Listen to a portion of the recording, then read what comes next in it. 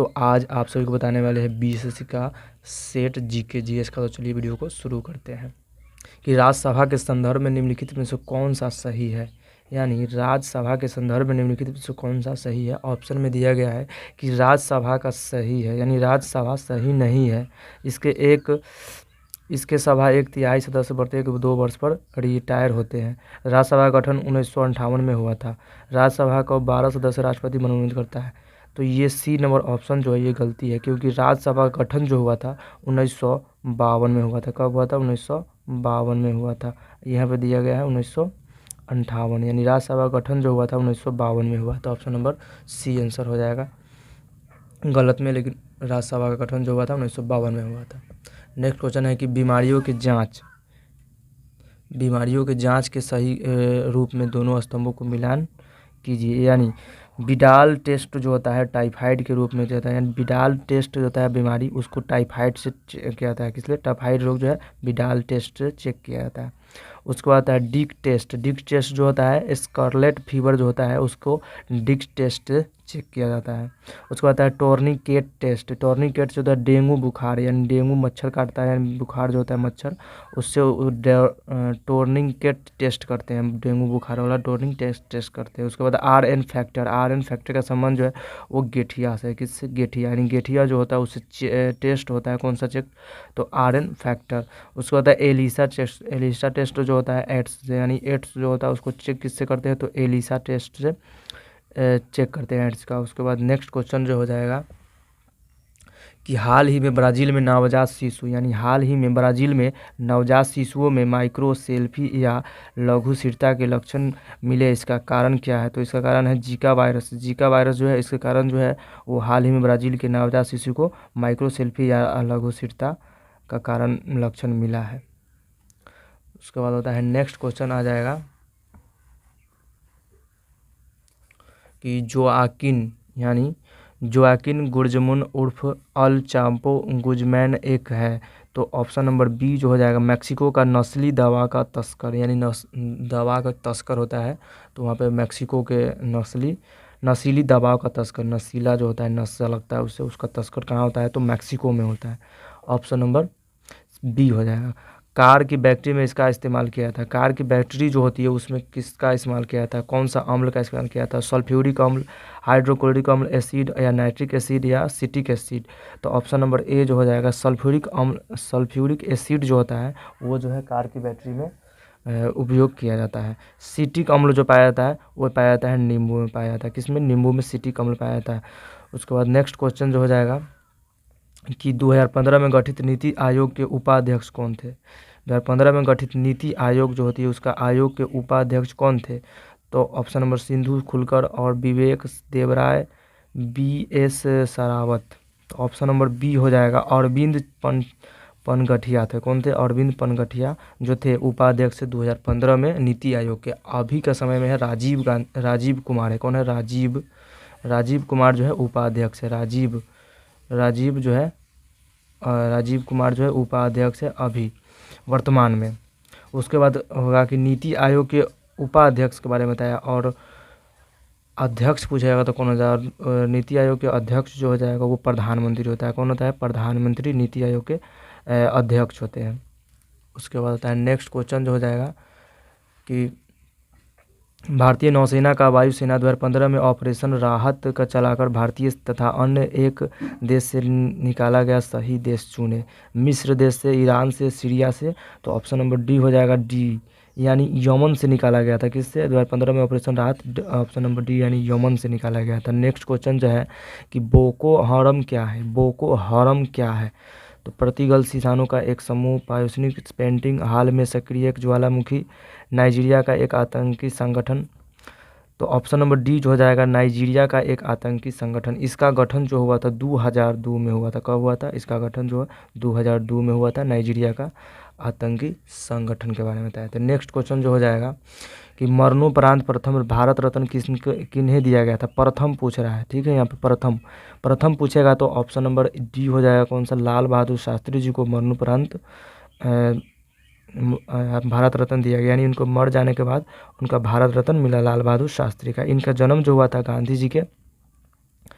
जन्म जो 2 अक्टूबर का मनाया था, उसी प्रकार इनका भी 2 अक्टूबर का जन्म हुआ था। 1904 में इनका जन्म हुआ था और उनका भी 2 अक्टूबर और इनका भी 2 अक्टूबर का होता है। महात्मा गांधी का भी 2 अक्टूबर, इनका भी 2 अक्टूबर। उसके बाद ईसा एम.जी. रामचंद्र और बी.आर. अम्बेडकर के कामरान, इस सभी को मिले थे मरणोपरांत ही भारत रत्न मिला गया था। लेकिन पहला पूछे यानी प्रथम पूछेगा तो लाल बहादुर शास्त्री जी को मिला था।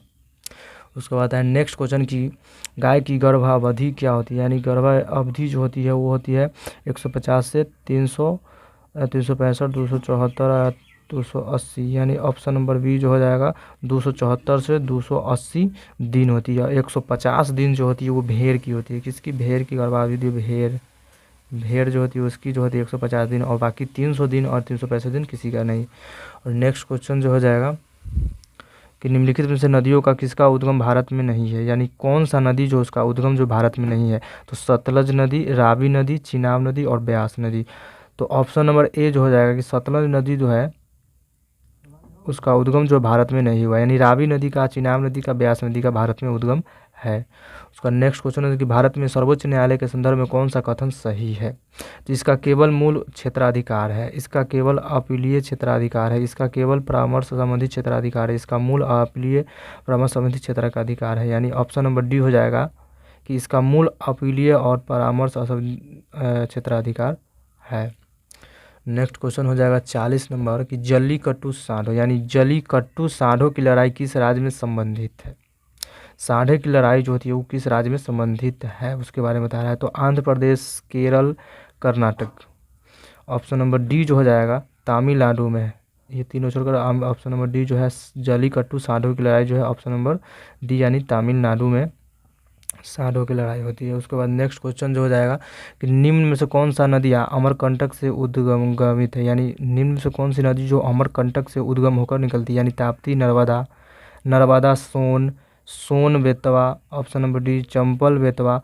तो ऑप्शन नंबर इसमें बी जो हो जाएगा कि नर्मदा सोन जो है ना अमरकंटक के उद्गमित है, यानी अमरकंटक से होकर नर्मदा नदी और सोन नदी के बीच नदियाँ, 2 नदियाँ बहती है। उसके बाद नेक्स्ट क्वेश्चन जो हो जाएगा कि कौन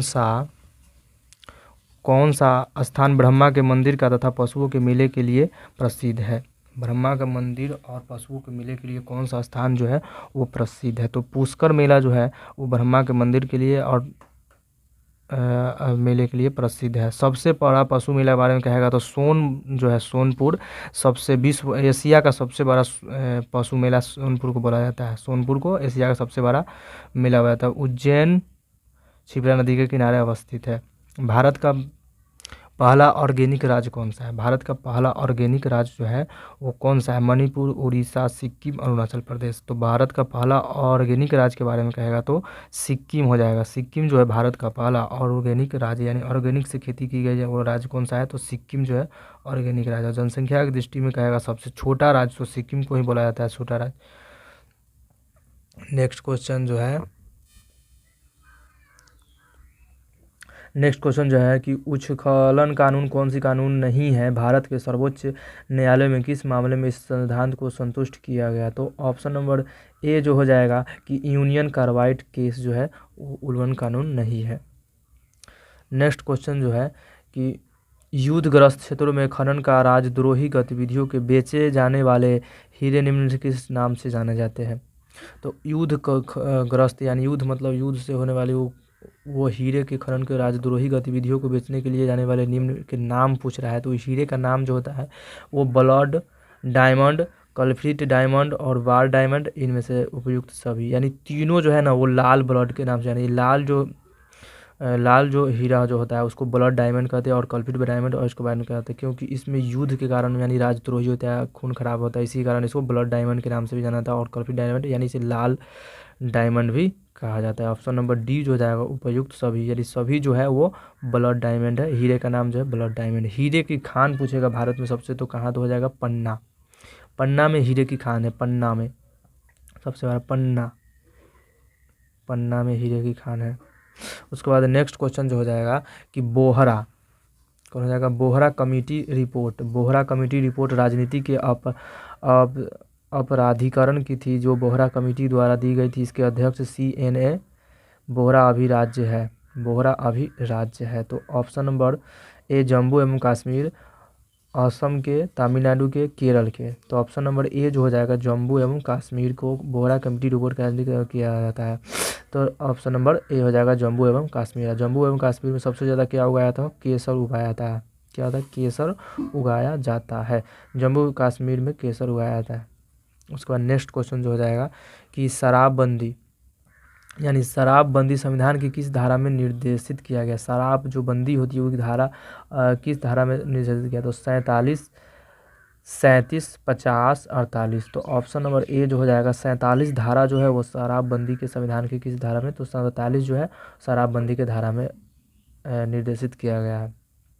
नेक्स्ट क्वेश्चन जो हो जाएगा कि दुधारू पशुओं यानी दुधारू पशुओं में कैल्शियम की कमी के कारण कौन सा होता है? तो दुधारू पशुओं में कैल्शियम की कमी के कारण होता है जो option number A milk fever, खुरखा, एथ्रेक्स और वाइन फ्लू। तो ऑप्शन नंबर ए जो हो जाएगा मिल्क फीवर जो होता है वो कैल्शियम की कमी से होती है दुधारू पशुओं में। नेक्स्ट क्वेश्चन जो हो जाएगा the old man and the old man दी नामक संक्षिप्त नॉवेल उपन्यास के लेखक कौन है? तो option number A Graham Greene, Ernest Hemingway, Albert Camus और डी साल्वेलो। तो ऑप्शन नंबर डी जो हो जाएगा अर्नेस्ट हेमिंग्वे जो है the old man and the नामक संक्षिप्त नॉवेल उपन्यास के लेखक है। लेखक के बारे में अर्नेस्ट हेमिंग्वे जो है नॉवेल उपन्यास के कौन सा? तो old man. The old man कहेगा तो उसका लेखक कौन है? अर्नेस्ट हेमिंग्वे हो जाएगा।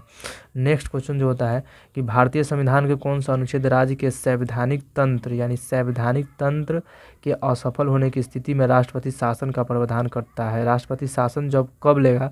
जब राज्य के संवैधानिक तंत्र जो असफल हो जाता है यानी सफल नहीं होता है, वो काम नहीं कर पाता है, तो असफल हो जाता है, तो राष्ट्रपति जो है वो शासन कर लेगा राज्य में।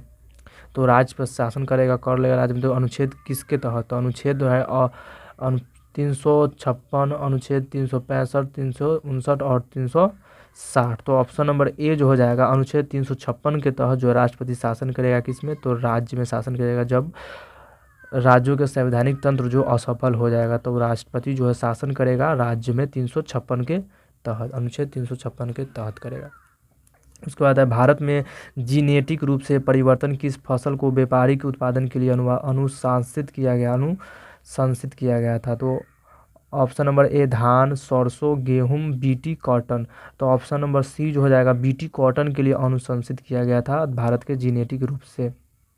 नेक्स्ट क्वेश्चन जो हो जाएगा कि नोबेल पुरस्कार किस देश द्वारा दिया जाता है? नोबेल पुरस्कार जो किस देश द्वारा दिया जाता है? तो ऑप्शन नंबर ए जो फ्रांस, बी स्वीडन और स्विट्जरलैंड, यूएस। तो ऑप्शन नंबर बी जो हो जाएगा स्वीडन देश के नाम पर दिया था। और फिर नोबेल पुरस्कार किस देता? और स्वीडन देश के नाम पर। और अल्फ्रेड नोबेल जो था, अल्फ्रेड नोबेल उनके नाम पर यानी उनको मिला था नोबेल पुरस्कार। और इन्होंने डायनामाइट का खोज किया था। किसका? डायनामाइट का खोज किया था अल्फ्रेड नोबेल।